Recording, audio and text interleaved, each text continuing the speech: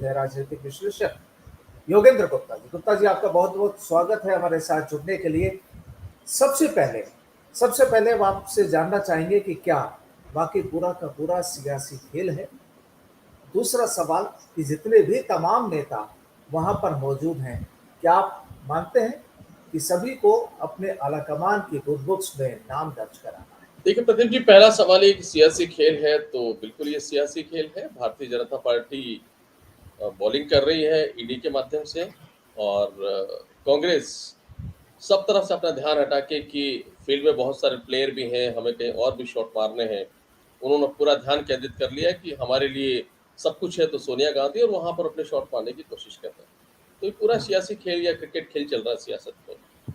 और गंभीर से बीजेपी भी नहीं है, क्योंकि उसने तो बहुत आसान था, एक उसने हल्का सा पत्थर फेंका, हलचल पैदा हुई, कांग्रेस पूरी ईडी के जाल में या कांग्रेस सोनिया गांधी जी को बुलाने पर उलझ के रह गई। अब प्रश्न उठता है कि क्या कांग्रेस को समझ में नहीं आ रहा है? देखिए, कांग्रेस के लिए अब तक ये कहा जा रहा था कि ये एक परिवारवाद का जो आरोप लगाया जाता है, मुझे लगता है कि ईडी पे जिस तरीके से कांग्रेस रिएक्ट कर रही है इस समय, वो पूरी तरीके से भारतीय जनता पार्टी को एक बहुत बड़ा हथियार दे दिया है कि अगले चुनाव में पूरी तरह सिद्ध कर दें कि ये भारतीय राष्ट्रीय कांग्रेस नहीं है, बल्कि भारतीय गांधी परिवार कांग्रेस है। ये उन्होंने सिद्ध कर दिया। और ये क्यों कर दिया है? देखिए, ऐसा लगता है जैसे कांग्रेस ने अपने ऊपर, कांग्रेस के हर लीडर ने अपने ऊपर एक पट्टी बांध ली है, और उस पट्टी पर लिखा हुआ है Congress at the rate of Sonia Gandhi, Rahul Gandhi और प्रियंका वाड्रा या प्रियंका गांधी, ये उन्होंने लिख दिया है। और जब पट्टी बंध जाती है आंखों पर, तो उसके बाद इंसान को कुछ नहीं दिखता, वो तीन नाम दिखते हैं। वो तीन नाम के लिए जीता है, तीन नाम के लिए मरता है, और उसे लगता है कि पूरा सृष्टि, पूरा ब्रह्मांड, पूरी दुनिया इन तीन नाम में समाहित है। और वो कैसे समाहित है मैं आपको डिटेल में बताता हूँ। ऐसा लगता है कांग्रेस को जैसे देश में सबसे बड़ी कोई अगर समस्या है देश की, तो वो सिर्फ एक है, और वो है सोनिया गांधी को ईडी का नोटिस। इसके पहले समस्या थी राहुल गांधी को पूछताछ के लिए बुलावा ईडी के अंदर। उन्हें कुछ भी नहीं दिख रहा। इसके अलावा उनके नजरों में ऐसा लगता है कि महंगाई कोई मुद्दा नहीं है जिसके लिए आवाज उठानी चाहिए, सड़क पर उतरना चाहिए। उन्हें लगता है कि देश ने 40 साल में सबसे बड़ी बेरोजगारी का दंश देखा, लेकिन कांग्रेस को लगता है कि नहीं, बेरोजगारी कोई मुद्दा नहीं है, सबसे बड़ा मुद्दा है कि राहुल गांधी या सोनिया गांधी जी को ईडी ने पूछताछ के लिए बुलाया। डॉलर 80 रुपए के पार जा चुका है, अर्थव्यवस्था गर्त में जा रही है, बैंकिंग पर सवाल उठाए जा रहे हैं, एक एक करके उद्योगों को बेचा जा रहा है, अर्थव्यवस्था के सारे पार्ट हैं। लेकिन कांग्रेस को लगता है इन पे बात करने की जरूरत नहीं है, सड़क पर उतरने की जरूरत नहीं है, लोगों से संवाद करने की जरूरत नहीं है। इन सबसे बड़ी समस्या है ईडी ने राहुल गांधी और सोनिया गांधी को नोटिस भेजा और पेशी पर बुलाया। अब सवाल क्यों किए जा रहे हैं? हाँ, सवाल क्यों किए जा रहे हैं, जबकि यह पूरा कानूनी मुद्दा है। और हम पहले भी कह चुके हैं कि ये आपको अगर निपटना है तो इसको कानून के माध्यम से निपटना पड़ेगा। धरने पर बैठ रहे हैं, प्रदर्शन कर रहे हैं हिंदुस्तान में जहां जहां इनकी सल्तनत है, वैसे तो दो ही स्टेट में सल्तनत है, लेकिन जहां जहां भी इनका संगठन है वहां पर ये हल्ला मचा रहे हैं। और बीजेपी मुस्कुरा रही है कि और हल्ला मचाइए ताकि एक्सपोज कर सकें। और ईडी पर कान में ना जू रेंगी है और ना रेंगने वाली है, लेकिन अपने नंबर बढ़ाने की होड़ में। और नंबर कौन बढ़ाना चाहता है? नंबर से दो व्यक्ति बढ़ा रहे हैं इस समय, अशोक गहलोत और सचिन पायलट। और वहां पर छत्तीसगढ़ के जो मुख्यमंत्री हैं बघेल, वो बघेल। और उनके साथ, जी हाँ, तो बस यही नंबर बढ़ा रहे हैं, बाकी नंबरों का ज्यादा नहीं है। और इस नंबर के खेल में सारे कांग्रेस के विधायक, एमएलए, मंत्री और छोटे से छोटे कार्यकर्ता, जिन्हों को बसों में, कारों में भर भर के ले जाया जाता है या जिनको आंदोलन में आने के लिए मजबूर किया जाता है, वो वहां पर आ रहे हैं। और उनको भी कहा जा रहा है कि तुम भी जनता से बात मत करो, सिर्फ अपनी आंखों पर पट्टी बांध लो, सोनिया गांधी, राहुल गांधी, प्रियंका वाड्रा, और तुम उसके लिए काम करना है। और देखिए प्रदीप जी, एक और मैं इंटरेस्टिंग चीज बता दूं कि कांग्रेस को ऐसा लगता है कि अगला जो चुनाव होगा उसके अंदर हमको पब्लिक के पास नहीं जाना है, हमको सोनिया के पास जाना है, राहुल के पास जाना है, प्रियंका के पास जाना है। पब्लिक की तो बात करते ही नहीं है। तो इनके लिए ऐसा लगता है कि पूरा ब्रह्मांड जो है वो इन तीन लेकिन व्यक्तियों पर केंद्रित हो गया है। बिल्कुल बिल्कुल, देखिए गुप्ता जी, जो चीज आप कह रहे हैं वो बिल्कुल ठीक है, क्योंकि सबसे पहले टिकट तो वहीं से मिलेगा। पहले टिकट मिल जाए फिर पब्लिक को देखेंगे। प्रदीप जी, टिकट तो मिलेगा, पर टिकटें मुझे लगता है कि कांग्रेस से मान बैठे हैं कि टिकट भी ये 3 व्यक्ति देंगे, सोनिया, राहुल और प्रियंका, और टिकट मिलने के बाद वोट भी ये 3 व्यक्ति देंगे, सोनिया, राहुल, प्रियंका, और इनमें से जिसको 2 वोट मिल जाएंगे वही जीत जाएगा। ये कांग्रेस उस दिशा में जा बिल्कुल रहे हैं, इनको जनता के वोट बिल्कुल नहीं बिल्कुल। चाहिए। तो एक ये बड़ा एक मजाकिया सा है, कांग्रेस ने अपना जो एक बना लिया है पूरा ओरा, ये आप जैसे पत्रकार, हम जैसे राजनीतिक विश्लेषक, ये हमारे समझ के बाहर है। और अगर हमारे समझ के बिल्कुल बाहर है तो पब्लिक में क्या मैसेज जा रहा होगा, ये मेरे समझ के बाहर है। अशोक गहलोत साहब यहाँ से यहाँ से दिल्ली जा रहे हैं, राजस्थान से, और लगातार जा रहे हैं। आपने देखा कि राहुल गांधी के समय कितना समय वहां पर रहे, जब जब सोनिया जी की पेशी होगी तुरंत वहां पहुंच जाते, बल्कि अब के तो 2 दिन पहले वहां पहुंच गए। हम्म, जबकि राजस्थान की हालत ये है कि राजस्थान में कानून व्यवस्था के नाम पे कुछ है नहीं, भ्रष्टाचार चरम पे है, महिलाओं पे अत्याचार चरम पर है, खनन माफिया सर उठा के घूम रहा है, एक साधु को अपना आत्मदाह करना पड़ता है। ये राजस्थान के हालात हैं। और आश्चर्य की बात यह है कि अशोक गहलोत साहब बजाय राजस्थान में ध्यान देने के, बजाय राजस्थान में निपटने से, बजाय राजस्थान की जनता के साथ संवाद करने के, वो हर बार दिल्ली भाग रहे हैं।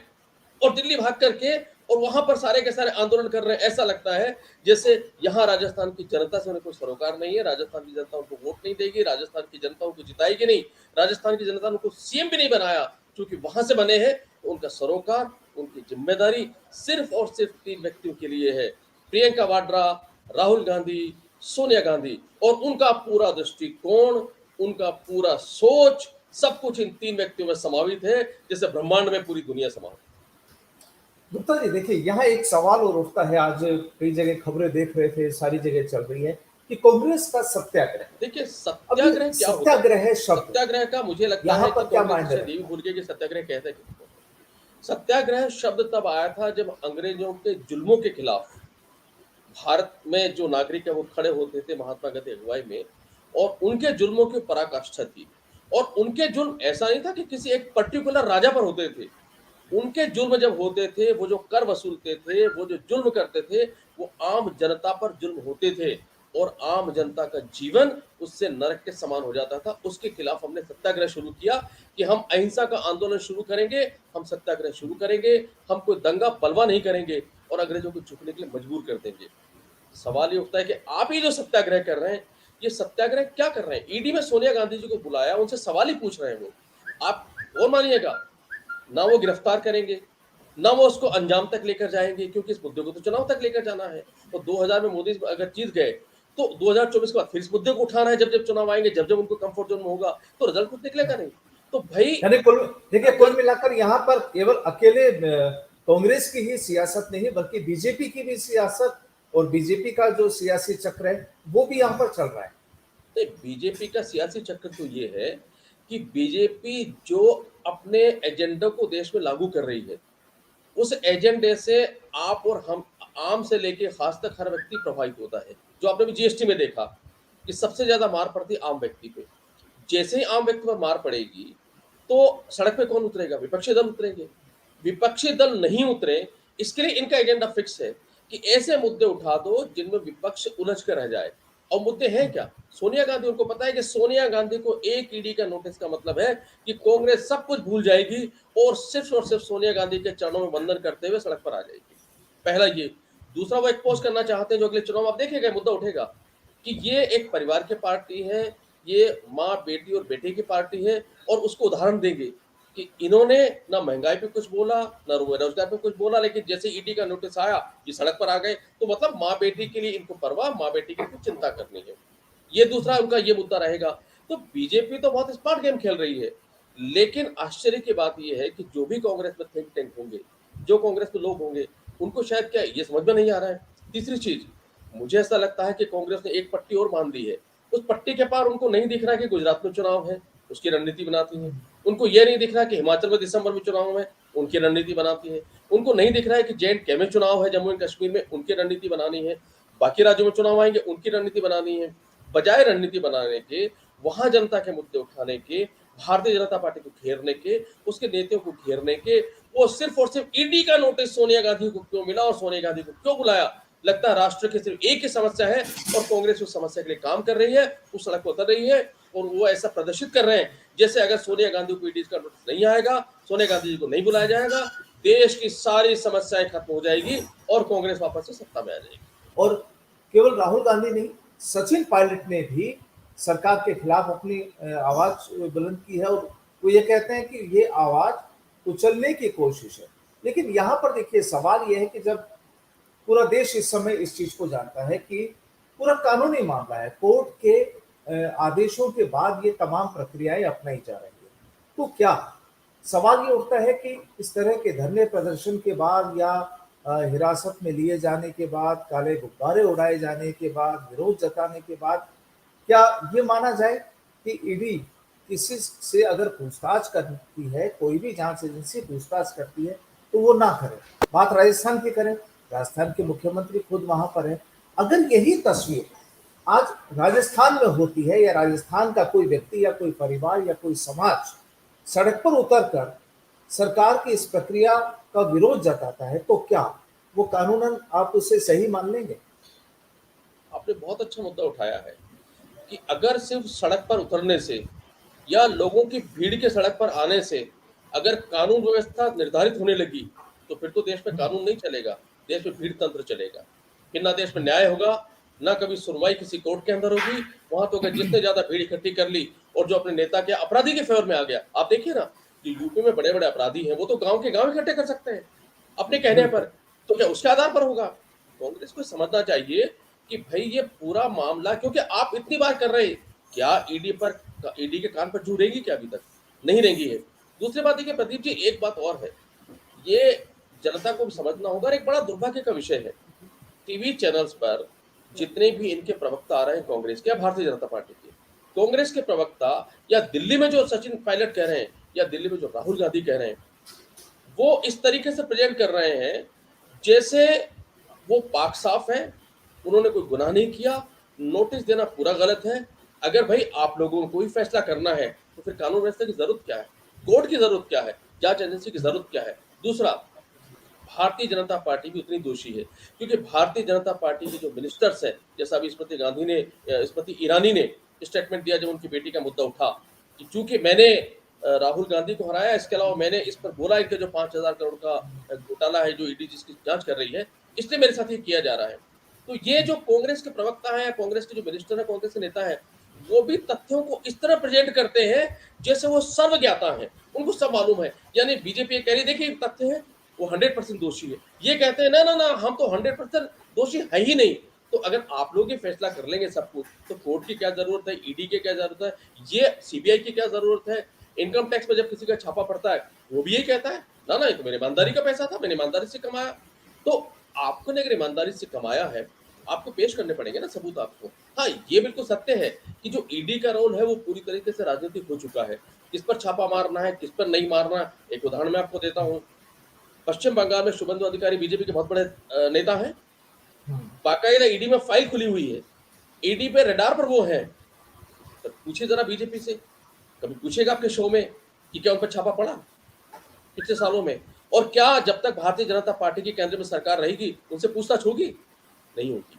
तो ये तो सत्य है कि इन्होंने पूरी तरीके से उसको सरकारी तंत्र के अंडर में ले लिया है, वो सत्य है। लेकिन उसके बावजूद भी लड़ाई तो कानूनी लड़नी पड़ेगी।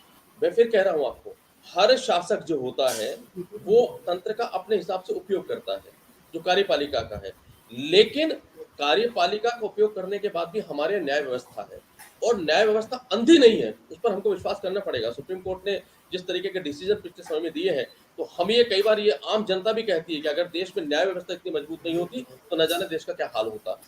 तो ये आरोप सत्य है कि वो कर रहे हैं, लेकिन आपके सड़क पे उतरने से रुकेंगे नहीं ना, आपको मुकाबला फिर भी आपको कानूनी रूप से करना पड़ेगा। मैं फिर आपको कह रहा हूं कि जो ईडी का डर है, ईडी का जो पूछताछ है, उसको अंजाम तक पहुंचाने की कोई कोशिश नहीं है, उसका सिर्फ डर दिखा करके भ्रमित करने की कोशिश है। और आप देख लीजिएगा आने वाले कल में क्या सोनिया गांधी गिरफ्तार होती है, क्या राहुल गांधी गिरफ्तार होते नहीं होते। और प्रदीप जी एक बात और है जो आपको कभी अपने शो में उठानी चाहिए, प्रियंका वाड्रा और उनके परिवार पर कितने आरोप लगे हैं और कितने आरोप लग रहे हैं, आर्थिक रूप से कितनी जमीनों के घोटाले के आरोप लगे हैं, पिछले कुछ सालों में आपने देखा कुछ हो रहा है? मुद्दा उठा? नहीं उठा। क्यों? जिस दिन इनको लग जाएगा कि प्रियंका वाड्रा पर अब हमें उसको फंसाना है या उसको भरमाना है या कांग्रेस को उसके माध्यम से उलझाना है, उस दिन ये निकालेंगे। कहाँ गए वो सारे के सारे इनकम टैक्स के रेड? कहाँ गए वो आर्थिक घपले सारे के सारे जो रॉबर्ट वाड्रा पर लगे थे? कहाँ है वो पिछले 3 सालों से? उनका तो कोई नाम भी नहीं दे रहा है। वो फाइलों में दफन है। अब फाइलें तब खुलेंगी जब सरकार चाहेगी, जब उनको लगेगा कि इसके नाम पर अब लोगों को इस कांग्रेस को उलझाना है। ये कांग्रेस समझ नहीं रही है। अगर अपने अंदर से आप इतने साफ हैं, नीट और क्लीन हैं, तो दुनिया की कोई भी अदालत ना तो आपको सजा दे सकती है और ना कोई एजेंसी एक सीमा के बाद आपको फंसा सकती है। अगर आप इस तरीके से सड़क उतर रहे हैं या उतरने के लिए मजबूर कर रहे हैं अपनी पार्टी को या अपने लोगों को, तो एक मैसेज ये भी जा रहा है, इसका मतलब है कहीं न कहीं चोर की दाढ़ी में तिनका है। अब अगर हम एक बार राजस्थान की सियासत पर आ जाएं, सीधे तौर पर ये कि एक सीएम है, वो सीएम बने रहना चाहते हैं और दूसरे सीएम नहीं है, वो सीएम बनना चाहते हैं। अब आलाकमान के करीब में कौन आए, कितना जल्दी आए और किसको ज्यादा पावर मिले, क्या ये भी माना जा सकता है राजस्थान की राजनीति को के परिदृश्य में? बिल्कुल, राजस्थान के दृष्टिकोण से आपका आकलन 100% सही है, क्योंकि ये हम पहले भी कई दफ़ा कह चुके हैं, बहुत बड़ा सत्य है कि 2000 2000 जब पिछले 2013 में जब अशोक गहलोत जी की सरकार चली गई थी, उनको सिर्फ 21 सीटें मिली थी। उसके बाद सचिन पायलट को प्रदेश अध्यक्ष बनाया गया, नो डाउट इसमें कोई शक नहीं है। उन्होंने बहुत ज़बरदस्त मेहनत की और सत्ता के दरवाजे पर कांग्रेस को लेकर आए।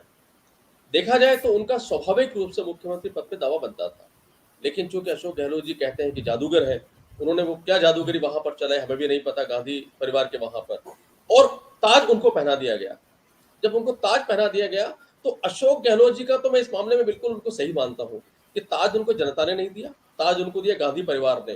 तो उनका एक दायित्व बनता है कि वो वहां पर सोनिया गांधी शरणम गच्छामी, राहुल गांधी शरणम गच्छामी, प्रियंका वाड्रा शरणम गच्छामी, ये एक मंत्र का जाप वो 3.5 साल से कर रहे हैं और अगले 1.5 साल भी यही करेगी, क्योंकि उनको पता है कि अगली बार भी अगर सत्ता में कांग्रेस आ जाती है, जिसकी संभावनाएं आज के परिदृश्य में बड़ी असमंजस में है, अगर वो आ जाती है तो फिर ये ताज अगर मिलेगा, मेहनत कोई भी करे, ताज मिलेगा तो सोनिया गांधी को वहां से मिलेगा।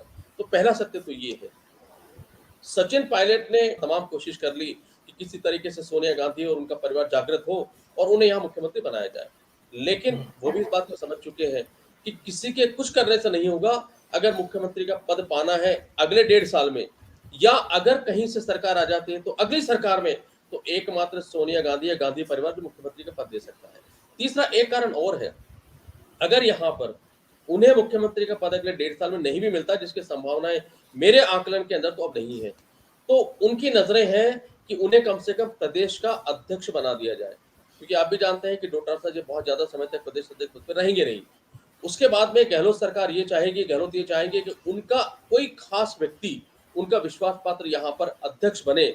और आपको फिर बता दूं आपको कि इसके अंदर अब उनका जो नाम चल रहा है, वो अपने किसी व्यक्ति का, खास व्यक्ति का नाम यहाँ से उठा करके वो आगे लेकर जाएंगे, जिससे बीडी कल्ला साहब भी शामिल है इस नाम के अंदर। अब अगर वो यहाँ पर है तो वो कौन बनाएगा अध्यक्ष? वो भी सोनिया गांधी बनाएगी।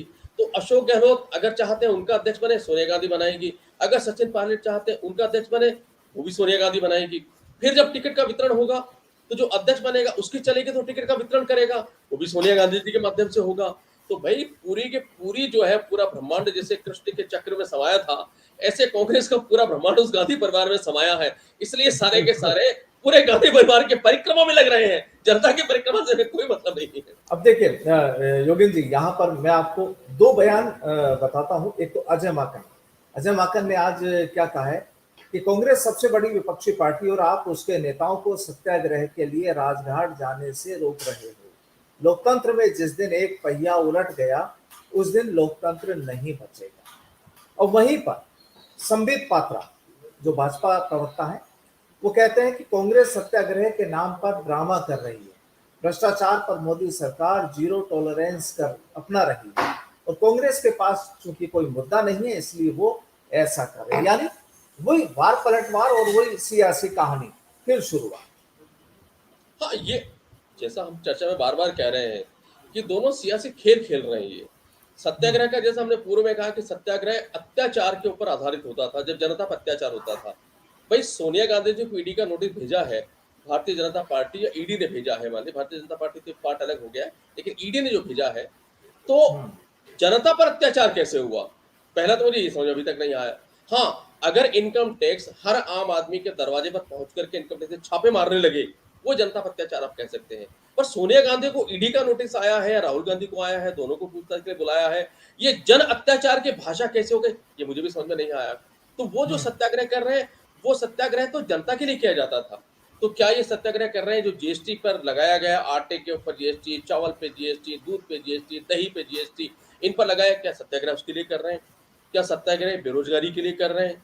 ये सत्याग्रह डॉलर पर रुपया जो गिरता जा रहा है हमारा, और हमारा जो इम्पोर्ट महंगा होता जा रहा है उसके लिए कर रहे हैं?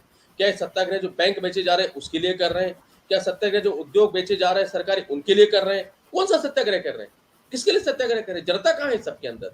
और आप ये और देखिए कि जैसे जैसे ये ईडी के छापे के खिलाफ या ईडी के पूछताछ के खिलाफ ये सोनिया गांधी जी के बुलाया जाएगा, इनके फैमिली को बुलाया जाएगा, और जैसे जैसे कांग्रेस सड़क पर आएंगे, इनकी तादाद भी कम होती जाएगी। और मैं आपको एक इंटरेस्टिंग और बताता हूँ, कई कांग्रेसी जो परिचित मेरे उनसे मेरी बात होती, जो पहले राहुल के समय दिल्ली गए थे, अब वो ये कहते हैं, अरे सर फोन तो आता है भाई साहब, लेकिन अब कौन जाए बार बार वहां पर, तो रोज का काम हो गया, अब नेता तो मानते नहीं है। तो अंदर ही अंदर जो इनके आम कार्यकर्ता है वो भी अंदर परेशान हो चुके हैं कि भाई ये तो रोज का काम है। अगले चुनाव यानी 2024 के चुनाव तक आप ये देखिएगा 50 बार बुलाया जाएगा, तो क्या हम 50 बार वहीं जाते रहे, हम यही काम करते रहे? जनता हमसे पूछते कि भाई हमारे काम करोगे, कौन का काम करोगे? तो ये भी दूसरी सच्चाई है इनकी, पर वो सच्चाई ग्राउंड लेवल पे है। क्योंकि राहुल गांधी, क्या कहा था सोनिया गांधी जी ने जब यहाँ पर उदयपुर में चिंतन शिविर हुआ था, तब क्या कहा था उनके चिंतन शिविर में सब लोगों ने, हम ग्राउंड से कट चुके हैं, हमको ग्राउंड की बात करनी है। अभी कौन से ग्राउंड की? ये सोनिया गांधी जी के ग्राउंड की बात कर रहे हैं, ये राहुल गांधी के सोनिया ग्राउंड की बात कर रहे हैं, ये प्रियंका वाड्रा के ग्राउंड की बात कर रहे हैं। जनता के ग्राउंड से अभी इनको कोई लेना देना नहीं। तो सवाल वही है ना कि चूंकि अब राजस्थान और छत्तीसगढ़ हिंदुस्तान में दो ही ठिकाने हैं फिलहाल तो कांग्रेस के, तो अब सीधा यही मान लिया जाए कि जब जब ईडी जो जो नई तारीख देगा सोनिया गांधी से या राहुल गांधी से पूछताछ के लिए, तो उस दिन इन दोनों राज्यों के नेताओं का तो कम से कम देश की राजधानी जो दिल्ली है, तो कम से कम इस सावन के मौसम में तो पिकनिक स्पॉट बन ही गया। एक बात और मुझे प्रदीप जी, देखिए सबसे पहले जब राहुल गांधी को बुलाया गया था ईडी पूछताछ के लिए, उस दिन आप दिल्ली का माहौल देखते और राजस्थान का माहौल देखते, छत्तीसगढ़ का माहौल देखते। उसके बाद वो माहौल पूरे चरम पर था वहां पर जबरदस्त तरीके से, और लोग बढ़ चढ़ करके वहां, कई लोग ऐसे बढ़ चढ़ कर गए वहां पर कांग्रेस। जब उसके बाद में सोनिया गांधी जी की पहली पेशी हुई 21 तारीख को, वहां पर गए, पर सैलाब वो नहीं था। आज जब गए हैं सैलाब उससे कम है, और आप देखते रहिएगा ये एक रूटीन बन जाएगा, मतलब ये रूटीन हो जाएगा, हर 2-4 दिन बुला रहे हैं, अच्छा अब वो तारीख है वो तारीख है। आप धीरे धीरे देखते रहिएगा कि ये सैलाब इतना कम हो जाएगा कि लोग खुद जाने से मना कर देंगे, और वो कांग्रेस के लिए नेता तो जाएंगे, अपने को समर्थकों को लेके जाएंगे, और बाद में ये भी कहेंगे अब सबको नहीं बुला रहे, एक शेल्टर रोड लेंगे, हम सबको नहीं बुला रहे क्योंकि हम सबको यहाँ नहीं बुलाना चाहते। धीरे धीरे वो सैलाब कम हो जाएगा, और जब ये सैलाब कम हो जाएगा तो जो कांग्रेस की जो हालत होगी जनता के अंदर और खुद के अंदर, वो भी देखने योग्य होगी। अभी भी कांग्रेस के लिए मौका है, अवसर है, अपनी आंखों से पट्टी को उतारें, जो शीर्ष नेतृत्व वो पट्टी से उतारें, और अपने जो नेता है, चाहे वो सचिन पायलट हो, चाहे अशोक गहलोत हो, चाहे बघेल साहब हो, उनको कहे कि यहाँ जो लड़ाई है ईडी से, वो हम अपने आत्मबल पर और कानून के दम पे लड़ेंगे। आप वहां जाइए अपने अपने राज्यों में, जनता के मुद्दों को उठाइए, जनता के मुद्दों के लिए लड़िए और उनके लिए काम करिए। अगर आज भी कर लेते हैं तो गलती का सुधार होगा, अन्यथा जो एक पट्टी बंधने के बाद आदमी अंधा हो जाता है, तो फिर जब वो सड़क पर चलता है तो जिस तरह की ठोकरें खाता है, अगर वही कांग्रेस ने सोच रखा है तो ना उसे आप बचा सकते हैं, ना उसे मैं बचा सकता हूँ, और ना भारत की जनता बचा सकती है।